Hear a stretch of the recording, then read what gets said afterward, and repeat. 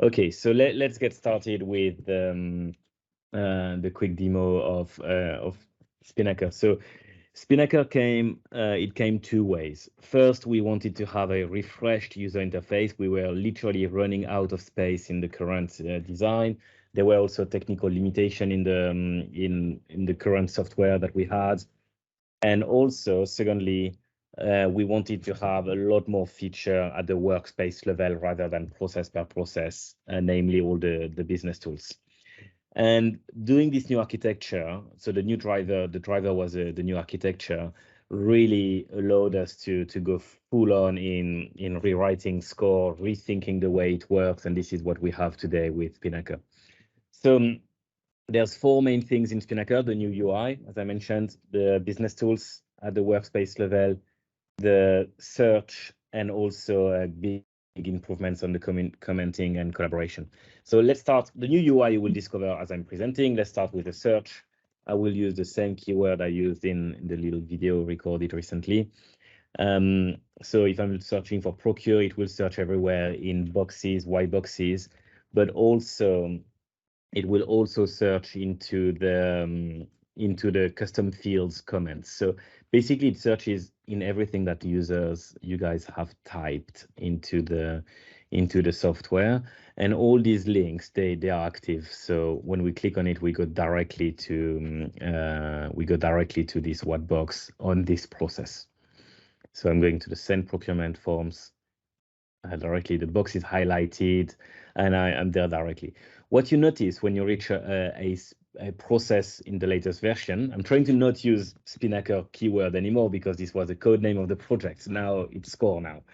So the processes look the same as they were before. So this was important to us that a process looks a process. So when you don't need to train your end users, you don't need to train the members, the people just looking at your process, they should find what they're looking for very, very easily. Some of them will notice there's a new user interface, but I bet a lot of people will just use it naturally because it works the same. So they just work the same way. I have my process. For us as editor, there's a couple of things that changed. So let's go into editing mode.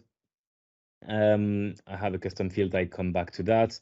When I want to edit a process and a text send procurement form to vendor, I now have a much more fully featured text editor. So when I select a text, I can see this little bubble appearing above that allows me to make a text bold, underline, and titles and all that. But if I want to have the full, what they call the kitchen sink in another software, the full kitchen sink of features, I can click this little icon. I will show you again. Here, open full text editor. And here I have all features available to me. And we keep all the things that we had in legacy with a couple of delighters like these colon. If I type a colon, I can select an icon in the list, even though I have the full icon picker here with a search box. That's one. The other one is to create links in Skore. We move away from the markdown and the shortcodes that we were using in legacy, and now we have a proper link picker. So if send procurement forms, if I have a link to that, I can create insert links, and then I can easily either select a box in the current process or select another process in my workspace. I can just do everything with clicks and the search bars here. So it's very, very easy to create links to other places. I don't need to remember these shortcodes and the notations that we had for linking things. So we find it hugely powerful. You have all the traditional features of a text editor that you can find pretty much everywhere. So yeah, when we migrate, we'll talk about migrate in the second part of this drop-in session. When we migrate, all the formatting will stick and be converted automatically to the new format. So on the process side, we see maybe the only thing I will change for everyone, including viewers, is that the slider is now on the left, but it already feels very natural to everyone who used it. So all the menus are not now on the left, and we find it better. The custom fields. So back to us as editors. The custom fields are now central as well. So in legacy, you may remember that you need to create your custom field library every time for every new process. The same as the role, you need to recreate your role. And this is really what Spinnaker brings to the party, is there everything is central. So now when I'm adding a custom field, I have all these custom fields already existing in my workspace that I can just pick again. So let's capture an activity type, and it's what is it? Send procurement forms to vendor. It can be automated, and I can confirm. So I've very quickly added my additional custom fields into my process without having to recreate it. And the benefit I will show you immediately. So I will save and go back to the workspace. Okay. The benefit will come very quickly with all the business tools, so all the analytics tools that are now at the workspace level. So let's go and find this activity type custom fields that I've just had.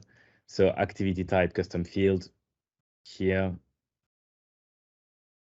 And so here it will list me all the processes where this custom fields activity type has been used. So it's been used in 2 processes. I can see here the number. There's 2 roles involved. So by 2 roles, that means there's 2 different roles on boxes where this custom fields has been attached. So it's a very powerful tool. And here I can see all the reporting across all the workspace. So not only this process, but also my procure to pay, where I literally just added it with the grouping automated. And if I keep scrolling, I will have the grouping overview as you have today. So the screen looks very much like what we have today in the legacy software, except that it's at the workspace level. Now talking about roles, this is the same.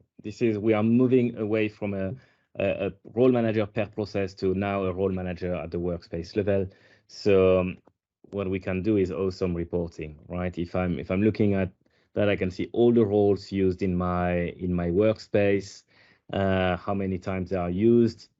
I can see the process with the most role variety, which is very interesting. So procure to pay, the example I just used, has 15 different roles used on it. So again, as an analyst, it will tell me a lot. It will tell me, all right, this process is quite radical in terms of collaboration need. I need to have a lot of roles and probably a lot of functions working together to make that work. So that would raise my interest. Also have the RACI, all these charts you recognize, but they are now at the workspace level.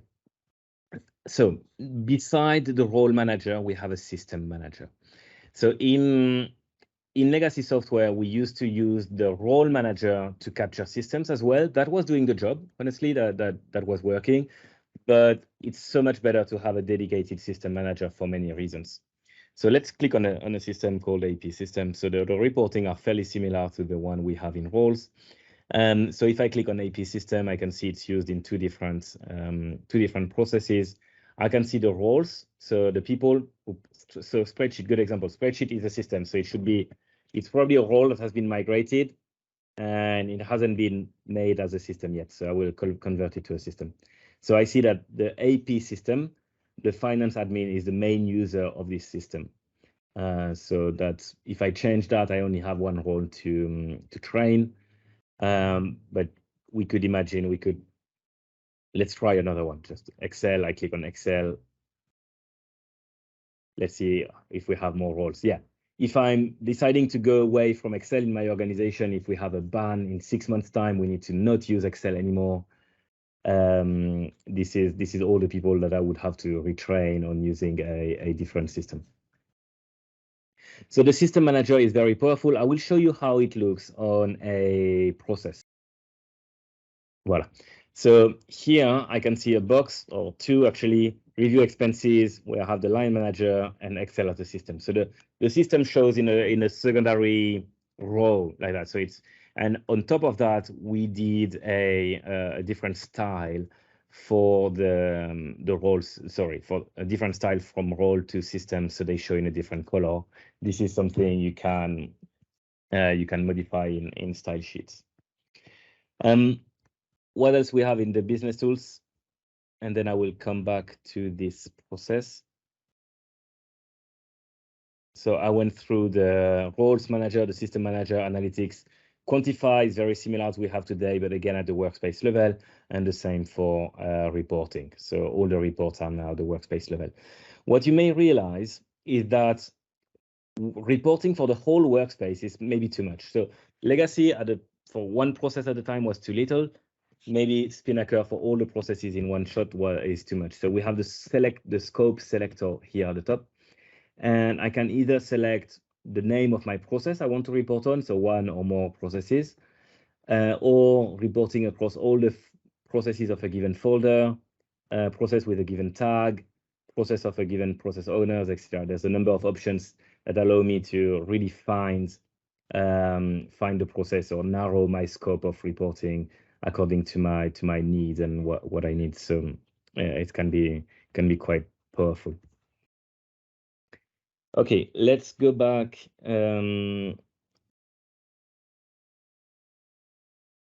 Let's go back here to this process. And I want to talk about a bit of a workspace administrator feature, which is the style sheets and the diagram templates. So the style sheets is the look and feel of the boxes and lines on your box and the font, the color of the text and all these things. So really the contents, this is the style sheets.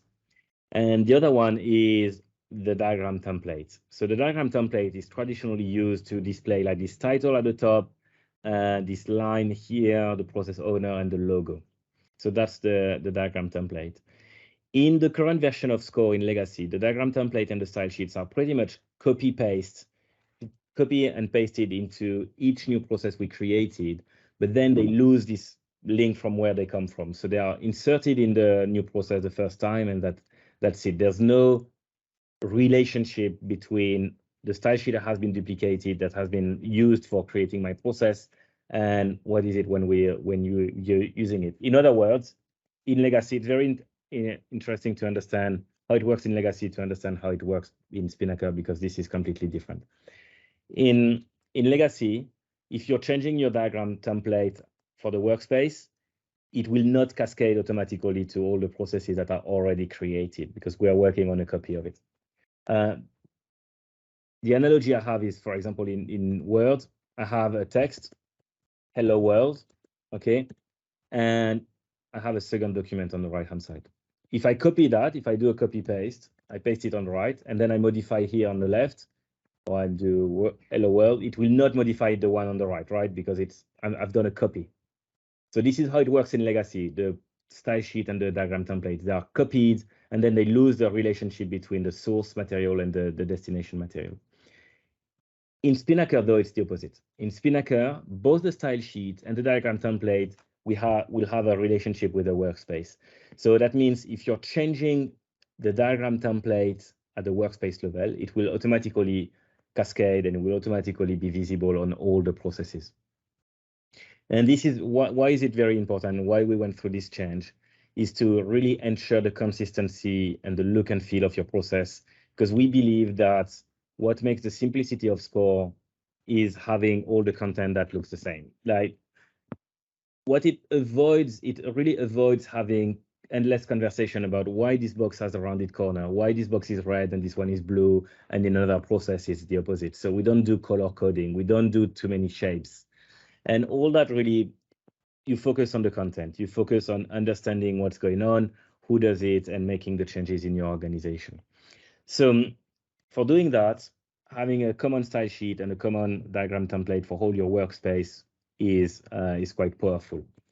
Now, if you are users of a current process that you need to, a current workspace that you need to migrate from Legacy to Spinnaker, this is where we have a bit of manual work to do. And in the second part of this drop-in, I will go through how we do that. So all that to say that diagram templates and style sheets work, the way they work is much more simple in Spinnaker, but may create a bit of complexity for the migration period. The last thing I haven't touched yet of Spinnaker is the commenting. So we've done a lot of work to make that much more user-friendly on the one hand, and also a bit more interactive. So here I have a command comment all. I can see all the comments that are left in the workspace, which was absolutely lacking in legacy. And I can see to which process they relate, but I can also add replies to each comments and okay, show the reply, tell me more. So I can also add replies, so it's much more interactive. We can also put some, if I'm creating a new comment, we can assign the, assigning to myself is a bit useless, but I can assign the comment to someone else. Also making all the comments a bit more useful, I would say. So it's just not just a comment as it is today, but a bit more actionable, right?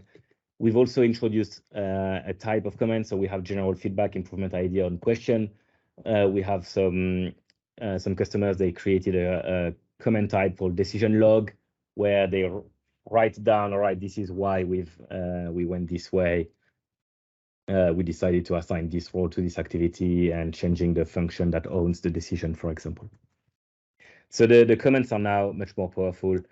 Within a process, they work pretty much the same as today. I will show you. So I'm going into my favorite procure to pay. Here I can display comment callouts. So there's one here. I can add more, a new comment. We need a process to check services delivery. The general feedback, I will assign it to Craig. Let's say I'm adding the comments. Okay, here it is, and I can drag and drop the callouts on the canvas directly. All right, and then again, my comment is directly visible at the workspace level in the comments. Okay, not only there, but also in yours. Yours is a pre-filtered list of comments just for your needs. So it's either comments that you've added yourself, or where you are assigned, like this one, or where you have added a reply. So it can be a sort of a shortcut to go through comments that are relevant to you. All right, so to summarize, Spinnaker brings a new user interface that we find much easier to use, a bit lighter to the eye, refreshed and more modern, but also using safer technology. It brings the search engine at the workspace level where we started. It brings the business tool again at the workspace level, and also a better commenting tool. Any questions, anything you'd like me to drill down into, any ideas?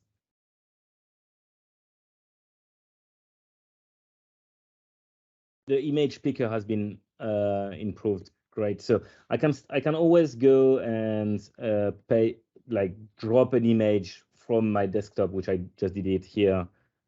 Drag and drop an image to my process. That works. Otherwise, if I'm using an image box, I can open the image picker, and now I can select an image in the image picker. Or if I know the name, platform, I can search for my. Okay, this is search doesn't work, but I can search into my image library to go and pick the image that I'm interested in. We will fix the search.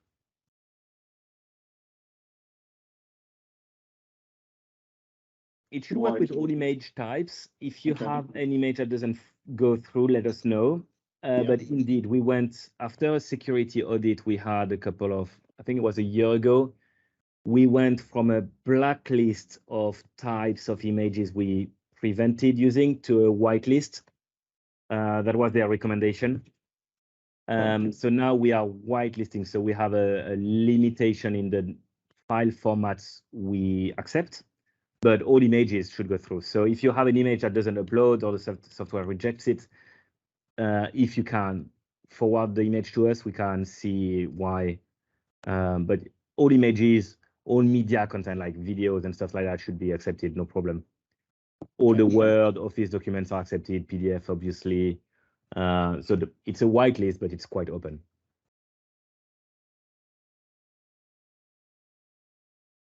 So let's say, for the sake of the example, I will create a link to this box, write initial content. So now I just need to select the text I want the link to be on. So like you would do in Word or any software really. Click on the link icon, this little chain.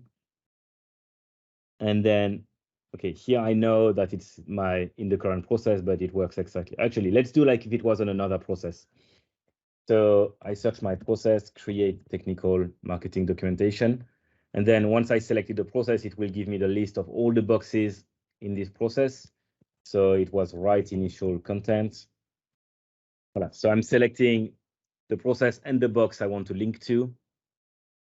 I can have open link in new tab if I prefer this experience for my users, that it opens in a new tab. And what we mean by enter detail is that it will go in the drill down of the box if you want. So I'm clicking insert link and now it's done. So prioritize there is now the clickable area.